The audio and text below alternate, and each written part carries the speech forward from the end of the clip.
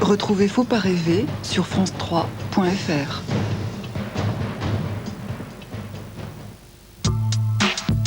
Retrouvez les voyages de Faut pas rêver sur france3.fr. À partir de septembre, avec nous, vous allez découvrir toutes les côtes de France. Un petit chemin qui sent bon les embruns, c'est le sentier du littoral, de Calvi à Dunkerque en passant par les Antilles et la Polynésie. Vous allez faire le tour de la France entre terre et mer. Première étape, vendredi prochain. Dans Thalassa, sur France 3. Bonsoir, je vous retrouve dans 10 minutes pour Soir 3. Nous reviendrons sur la dernière révélation concernant la mort des 10 soldats français en Afghanistan. L'un d'eux a été tué à l'arme blanche. Nous parlerons de la situation internationale avec Madeleine Albright, ancienne secrétaire d'État américaine. Elle sera notre invitée. En politique, le campus de rentrée de l'UMP, sur fond de division là aussi, on le verra. Et puis Haïti, de nouveau menacé par un ouragan. A tout de suite.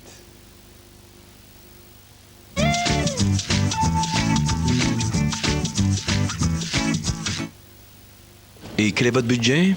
Pas plus de 7 800 €. Bien.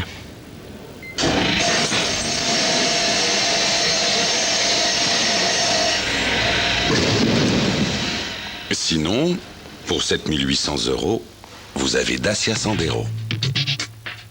Dacia, groupe Renault. J'adore le noir, mais lavage après lavage, mes vêtements perdent leur couleur. Tout ça, c'est fini. Découvrez Woolit Mix Noir. Il nettoie et protège tous vos vêtements foncés. La preuve, après 20 lavages, le noir est resté noir. Ne prenez pas de risque. Faites confiance à Woolit. Et pour un résultat impeccable sur les couleurs, Woolit Mix Couleur. 2000 voiliers, 25 nations, 15 000 marins. Revivez l'événement maritime de l'année avec le DVD officiel Brest 2008. Inclut la rétrospective de 92 à 2004. Comment avez-vous fait pour vendre votre maison aussi vite? J'ai un ami dans l'immobilier. La forêt. La forêt, Chérie, tu sais où est passée maman? Non.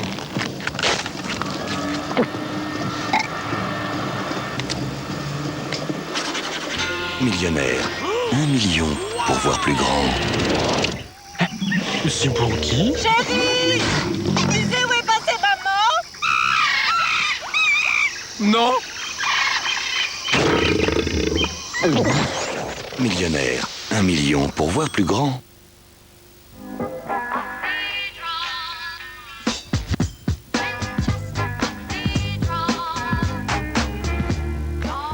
L'épargne, c'est parfois compliqué. Alors, à la Société Générale, nous avons créé Épargne Haute Définition, un outil de conseil unique pour vous accompagner vers l'épargne qui vous convient. Bien choisir son épargne, c'est bien préparer son avenir. Société Générale, on est là pour vous aider. Le ticket Leclerc, le ticket qui vaut de l'argent. Je peux utiliser la moitié de mon ticket Leclerc aujourd'hui et l'autre moitié demain. Waouh, c'est bien ça. Leclerc. Alors, des soucis? On doit signer avec la filiale de mais j'ai des doutes. Je crains un défaut de paiement. Arrête de douter et appelle Pouet. Qui? Pouet International. Ils enquêtent à fond et ils garantissent le paiement de tes factures. C'est du sûr. Pouet International. Avancez en sécurité. 72% des pannes de tambour sont dues au calcaire. Oh là là, Lola, la piscine. Ben non, c'est la cuisine. Le réparateur, la machine à laver. En panne, déjà. Ah ben c'est le calcaire, hein, comme 3/4 des pannes de tambour. Y a pas de solution? Si, juste une. Calgon. Sa technologie exclusive neutralise le calcaire et protège les parties vitales de la machine. Bon, ben alors au revoir. Avec Calgon? Plutôt adieu. Seul Calgon est recommandé par les plus grandes marques. Plus longtemps avec Calgon. Pour vendre votre bien immobilier, entreparticulier.com. C'est rapide, économique et toujours plus efficace. Entreparticulier.com. Le ticket Leclerc, le ticket qui vaut de l'argent. 15 millions de personnes bénéficient du ticket Leclerc. Eh ben fais quelque chose, reste pas planté là. Leclerc. 100% New York.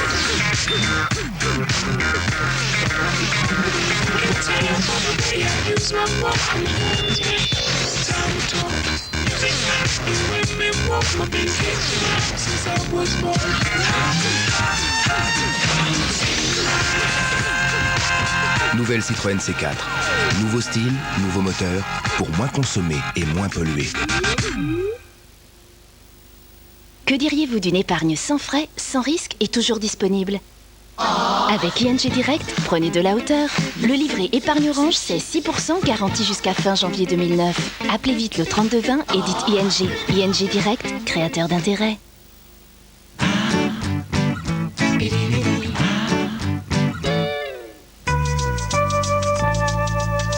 Allez tout de suite.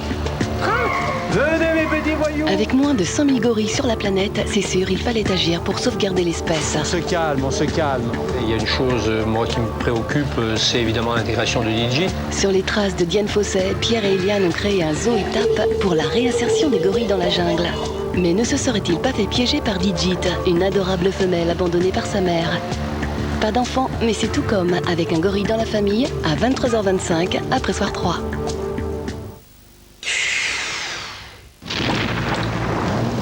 Pour les prévisions météo, on peut compter sur France 3 avec Monsieur Bricolage. Excellente soirée à toutes et à tous. Soyez prudents dans l'est du pays car la perturbation d'aujourd'hui glisse et elle va donner beaucoup de pluie. Météo France émet à nouveau une carte de vigilance concernant ces 4 départements orange. Il s'agit de l'Ain, l'Ardèche, la Drôme et l'Isère où vous aurez encore de fortes précipitations. Du côté du ciel, demain matin, on va voir cette perturbation glisser. On la retrouvera des Pyrénées aux frontières de l'Est avec des pluies à caractère orageux mais également de la grêle possible en région Rhône-Alpes. Seules les régions bordant la Méditerranée seront plus ensoleillées même si ce soleil est un petit peu voilé. En ciel de traîne sur le nord-ouest, nous aurons quelques averses, de rares éclaircies, pas mal de vent de sud-ouest et d'ouest, et puis une activité orageuse sur les côtes de la Manche associée à un vent de sud-ouest fort. Dans l'après-midi, cette perturbation restera à peu près sur les mêmes régions, donc des Pyrénées au Massif central, région Rhône-Alpes, jusqu'au nord-est, avec de fortes pluies à caractère orageux et de la grêle. Les nuages affecteront le Languedoc-Roussillon, alors que sur l'extrême sud-est et la Corse, vous aurez du soleil. Le ciel de traîne sera actif donc sur les côtes de la Manche avec des fortes pluies orageuses et du vent de sud-ouest. Quant à nos températures, elles seront en progression demain matin avec ce flux de sud. 13 à 22 degrés sont attendus du nord au sud. Et puis dans l'après-midi, si elles ne baissent pas, elles seront stationnaires, comprises entre 16 et 28 degrés sur le continent, 30 pour la Corse. Regardez pour dimanche, ce sera un ciel de traîne quasi généralisé avec de nombreuses averses orageuses. À l'est et au sud, beau temps, mais le vent va se lever en Méditerranée. On entendra le tonnerre sur la Corse et les températures seront fraîches. Alors que lundi, ce sera l'accalmie, le soleil va revenir, les températures progresseront un petit peu. Bonne soirée et tout de suite, c'est le Soir 3 présenté par Francis Letellier. Demain, nous fêterons Bertrand.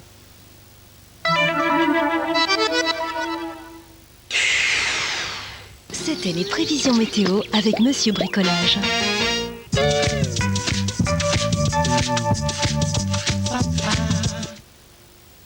Pas plus de 7 800 €. Bien. Sinon, pour 7 800 €, vous avez Dacia Sandero. Dacia, groupe Renault. Attends, Catherine, je te demande quel parfum. C'est pas lacto machin ou lacto truc. Catherine, il n'y a pas d'Alpha 12. Eh ben un jour peut-être, mais pour l'instant c'est 3, 5 ou 7. Mais je ne m'énerve pas, Catherine. Bon, bah là je suis face à un camembert président. Eh ben du lait, des ferments et du sel. Eh ben on y arrive. C'est pourtant simple de bien manger. 98% de lait, camembert président. Bien manger, c'est le début du bonheur. Découvrez aussi le camembert cloche saveur président pour un plaisir qui dure encore plus longtemps. Tiens, chérie. On respire. Aldes, la ventilation, c'est Aldes. Mon succès de manager, c'est que je ne travaille qu'avec les meilleurs. Ici, tout vient du même endroit, tout. Non, je ne donnerai jamais l'adresse à la concurrence. Plein ciel, papeterie, fourniture de bureau et tout et tout. Vous avez plus de 50 ans. Votre vue commence à baisser. Si vous avez besoin de plus de lumière. Ensuite, si vous voyez les lignes droites se déformer autour de vous. Puis, si une tache noire envahit progressivement le centre de votre vision. Ces différents symptômes peuvent être évocateurs d'une dégénérescence maculaire liée à l'âge ou DMLA. Une maladie qui touche près de 1 million de personnes en France. Si vous aussi vous constatez certains de ces symptômes, parlez-en à votre ophtalmologiste. Des solutions peuvent exister. Un prêt professionnel, on peut aller jusqu'à 40 000 €. 2 jours pour une réponse de principe, 2 jours pour débloquer les fonds. Alors, Avec LCL, demandez à votre argent. Initiez-vous à Taj, issu des eaux sacrées de l'Himalaya. Taj, les premiers soins cosmétiques nés de la science ayurvédique. La beauté et bien davantage. Taj. moi, ta voiture, elle roule au super sans plomb, non? Bah oui, pourquoi? Parce que là, tu nous mets un bon plein de gazole. Mon moteur! Tiens, tu siphonnes? MMA! Pourquoi MMA? Ta voiture est en panne, on te dépanne. Et si c'est grave, on t'en prête une, tu vois? C'est du super. Bah alors? Non! MMA, c'est super! MMA, c'est le bonheur assuré. Bonjour, un Australian Spirit, s'il vous plaît.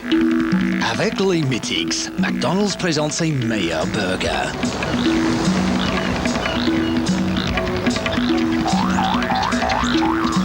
Avec l'Australian Spirit et son fromage fondu au poivre, cette semaine, McDo se met à l'heure australienne.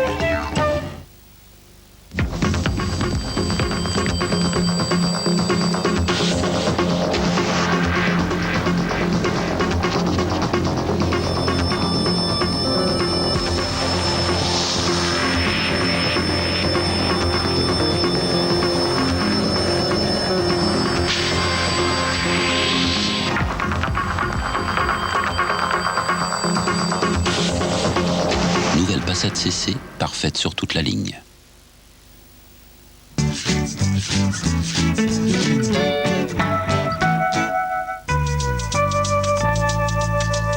SOS 18, nouvelle saison. Entre deux urgences, la vie de caserne a son lot de surprises. Mais Jeannot, c'est très très beau. Ses rencontres, ses amours et ses tourments. Enchanté. Michael est mon professeur de Reiki. Mais les premiers sur le terrain, ce sont toujours eux. Premier fourgon, stopper la propagation. Deuxième fourgon, alimentation. L'usine risque d'exploser, un ouvrier manque à l'appel. Thomas, vous partez en recherche de victimes. Solidaire au-delà des attirances ou des conflits, SOS 18, nouvelle saison, nouvelle mission. Demain à 20h50 sur France 3.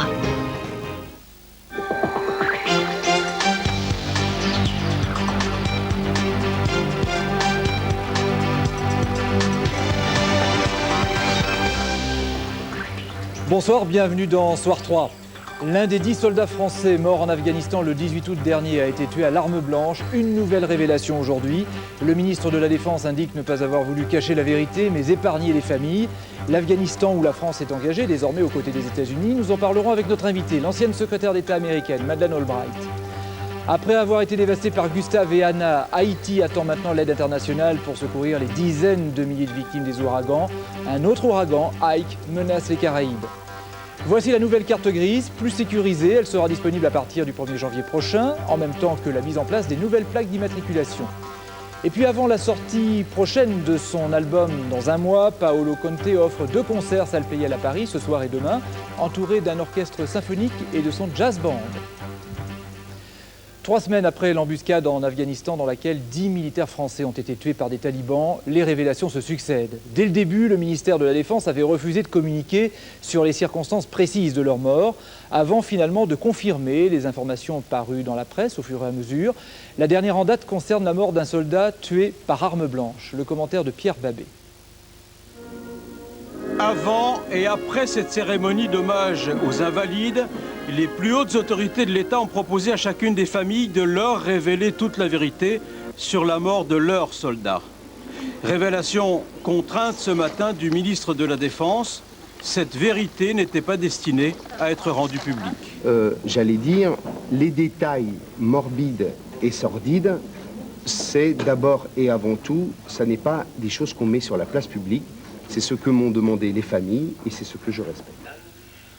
Le seul problème, c'est qu'au fil des explications officielles, cette vérité a beaucoup évolué. Vous avez d'abord eu un espèce de bouchon d'arrêt qui s'en est pris à l'élément de tête et qui a sonné, puisqu'il a tué instantanément 9 soldats et neutralisé l'ensemble des 22 éléments qui constituaient cet élément de tête. Or, on sait maintenant que tous ne sont pas morts tout de suite par balle en haut du col d'Ouzbine. Au moins l'un d'entre eux est mort plus tard par blessure d'arme blanche. On a l'impression qu'on découvre des vérités successives ou qu'on met au jour des vérités qui s'empilent. Est-ce qu'on va découvrir autre chose? Alors, il y a 2 choses. Il y a d'abord des combats qui ont duré 9 heures, qui ont été extrêmement durs, avec des troupes qui étaient extrêmement imbriquées. Et donc, la vérité, elle n'apparaît pas instantanément. Il y a eu un temps d'analyse, de retour d'expérience. Et donc, chaque fois que nous nous sommes exprimés, chaque fois que nous avons expliqué ce qui s'était passé, nous l'avons fait avec les meilleures informations disponibles. Ces informations disponibles, ces vérités progressivement révélées sous la triple pression des médias, des familles, des témoins, elles permettront peut-être un jour de savoir vraiment pourquoi la France a pleuré 10 de ses soldats dans la cour des Invalides le 21 août 2008. Et la France continue d'envoyer des militaires en Afghanistan. 350 soldats du régiment de parachutistes de Carcassonne sont partis aujourd'hui, direction Kaboul. L'armée précise qu'il ne s'agit pas de renfort, mais qu'ils assureront la relève de certains effectifs sur place. De son côté, la Marine nationale a envoyé un navire vers Haïti pour participer au secours après les passages de Gustave et Anna. Les deux cyclones ont littéralement ravagé l'île. 300 000 personnes ont dû quitter leur domicile dans la zone des Gonaïves, la zone la plus touchée, à 150 km au nord-est de Port-au-Prince. Un nouvel ouragan, Ike, menace de nouveau toute la zone Caraïbe et Haïti encore. Le récit de Dominique Marie. C'est une ville plongée sous les eaux. Les abris provisoires sont débordés, alors la plupart des habitants errent dans les rues inondées des Gonaïves. La ville compte 200 000 sinistrés, soit les 2/3 de sa population, mais aucun hôpital pour soigner les blessés. Anna a durement frappé le pays. C'est la 3e tempête en seulement 3 semaines à s'abattre ici. L'ouragan aurait fait près de 200 morts. Aujourd'hui, le monde est comme un petit village. Il nous faut cette solidarité, sans quoi, donc, ce sera encore le désastre. Dépassés par la démesure de la situation, les autorités ont lancé un appel au secours à la communauté internationale. L'Europe a débloqué 2 millions d'euros et les Nations Unies tentent sur place d'organiser la distribution de vivres et d'eau potable. Une mission difficile. Pour le moment, seuls les hélicoptères ont accès aux Gonaïves. La plupart des routes sont impraticables. Nous avons déjà eu une crise alimentaire, le prix des marchandises a augmenté de manière très importante et maintenant nous avons une série de catastrophes naturelles. Tout cela mis bout à bout fait que ce pays doit faire face à de très sérieuses difficultés. Le ciel bleu d'Haïti pourrait faire aujourd'hui croire à la fin du déluge pour ses habitants, mais une nouvelle menace se dessine avec l'ouragan Ike. Une nouvelle tempête qui s'annonce moins forte que les précédentes, mais qui pourrait faire beaucoup de mal à ce pays déjà sinistré, où 70% de la population vit sous le seuil de pauvreté. Les intempéries qui touchent aussi l'Espagne, tout le nord du pays est sous les trompes d'eau depuis plusieurs jours avec une tempête et des rafales de vent à 100 km/h. Des bateaux se sont retrouvés en difficulté au large. La Galice et la Cantabrie sont particulièrement touchés. Et puis la tempête également en Manche. Actuellement, un cargo battant pavillon du Honduras est en difficulté au large de Cherbourg. Un remorqueur de haute mer a été envoyé sur zone. Et puis après les averses de grêle de la nuit dernière dans l'Hérault, Météo France a émis un nouveau bulletin de vigilance orange en raison d'un risque d'orage violent sur 4 départements, vous le voyez. l'Ain, l'Isère, la Drôme et l'Ardèche à partir de cette nuit et jusqu'à demain 18h. À partir du 1er janvier 2009, les plaques d'immatriculation changeront. Vous le savez, chaque propriétaire de voiture aura un numéro à vie. Du coup, la carte grise va aussi changer et être plus sécurisée et elle sera envoyée directement à domicile. Explication de Marie-Paul Rigal avec Jacques Gauthier. Voici à quoi ressemblera la nouvelle carte grise qui sera mise en circulation dès le 1er janvier prochain. Elle sera plus sécurisée que l'ancienne, avec une centaine de points de contrôle. La carte grise va suivre le véhicule.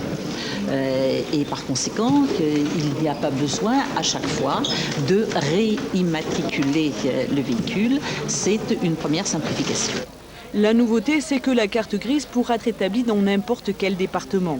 Vous pouvez confier l'enregistrement à un concessionnaire ou un garagiste qui pourra vous facturer des frais. Il y aura un coût oui, qui sera facturé. Bon, il y a déjà un coût, donc ça ce sera.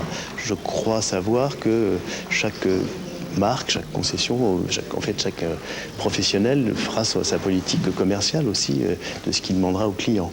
Autre frais, vous recevrez obligatoirement votre nouvelle carte par courrier sécurisé. Il vous en coûtera 250 €. Cette future carte grise est adaptée au nouveau système d'immatriculation. Ces futures plaques comporteront 4 lettres et 3 chiffres. Vous pourrez y faire figurer ou non un numéro de département. À vous de choisir la préfecture la moins encombrée pour faire enregistrer votre véhicule. Sachez qu'ici à Paris, la préfecture attribue environ 250 000 nouvelles cartes grises chaque année. Jusqu'à 3 à 4 heures de retard pour les TGV Gare Montparnasse. Une trentaine de trains sont bloqués depuis la fin de l'après-midi à cause de l'arrachement d'une caténaire à Montrouge dans les Hauts-de-Seine. C'est un peu le chaos à la gare Montparnasse, vous voyez sur ces images. Le trafic reprend petit à petit depuis le début de la soirée, mais difficilement. Certains trains en direction de Rennes ou Saint-Malo ne sont toujours pas partis. 20 000 passagers se sont retrouvés bloqués depuis 18 heures. Ils et elles sont 50 000 en France, 50 000 infirmiers ou infirmières libéraux, c'est notre chiffre ce soir. Et comme chez les médecins, il y a des régions où ils sont trop nombreux et d'autres pas assez. Un accord vient d'être trouvé avec la Caisse nationale d'assurance maladie pour inciter les futurs infirmiers à s'installer là où on a besoin d'eux, en Bretagne par exemple, comme nous le montre ce reportage de Séverine Breton et Thierry Bouy.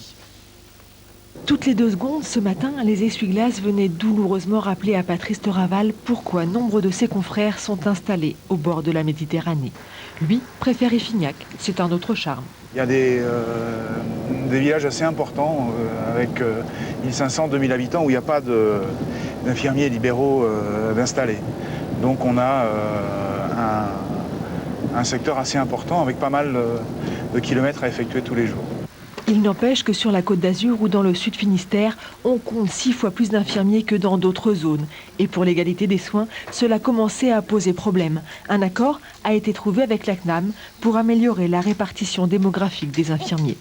Dans certains secteurs de la Bretagne, notamment la côte sud de Bretagne, où il y a une densité d'infirmières très importante, là il va y avoir des limites de mise à l'installation de nouveaux professionnels. En clair, les professionnels qui voudront s'installer devront venir remplacer un professionnel qui partira. En contrepartie de ces mesures un petit peu coercitives sur les secteurs surdenses, il y a des mesures incitatives au maintien des infirmières ou à l'arrivée d'infirmières dans les zones sous-denses. Exemple, le centre en Bretagne. Évidemment, les élèves infirmiers ne pourront plus forcément s'installer exactement où ils le souhaitaient, mais ils comprennent la décision. Il y a quand même une certaine logique de se dire, voilà, si on ouvre un cabinet et qu'on sait pertinemment qu'on n'aura pas de clientèle, à quoi ça sert d'ouvrir un cabinet, quoi? Ça paraît logique. Je trouve pas ça mal, parce qu'il faut répondre aux besoins de la population par rapport aux soins. Et moi, personnellement, qui veux m'installer en tant que libérale, si on me donne les moyens de me permettre de le faire, je dis pas non. L'an dernier, les médecins s'étaient eux opposés à de telles propositions. Les infirmiers savaient qu'ils ne pourraient y échapper et ont réussi à arracher dans la négociation une augmentation de leurs honoraires. Du coup, à Effignac, il a même arrêté de pleuvoir. En Corse, un homme de 29 ans a été tué par balle ce soir dans un stade de football désert sur la route des Sanguinaires à la sortie d'Ajaccio. Selon le procureur de la République, il pourrait s'agir d'un règlement de compte lié à un trafic de drogue. L'actualité politique, l'UMP fait sa rentrée ce week-end à Royan, en Charente-Maritime, où dirigeants et militants se retrouvent pour un campus. On ne parle plus d'université d'été à l'UMP. Au programme, les réformes à venir et les prochaines élections. Avec un seul mot d'ordre, montrer que l'UMP est unie derrière l'action de Nicolas Sarkozy. Royan ne sera pas La Rochelle, a précisé Jean-Pierre Raffarin, vice-président de l'UMP. C'est notre phrase du jour. Il faisait référence évidemment aux divisions que les dirigeants du PS ont affichées le week-end dernier à La Rochelle. Mais Jean-Michel Billet, quand on y regarde de plus près, il y a aussi des divisions à l'UMP. De division, peut-être pas, mais c'est un peu factice tout ça. Il n'est un mystère pour personne, par exemple, que Patrick Devedjian, le secrétaire général de l'UMP, est sur la sellette, pas assez collectif, trop cassant, trop solitaire. Il y a eu la défaite au municipal et au cantonal, il y a l'hémorragie des militants. L'UMP est passé quand même de 370 000 encartés à 210 000 militants.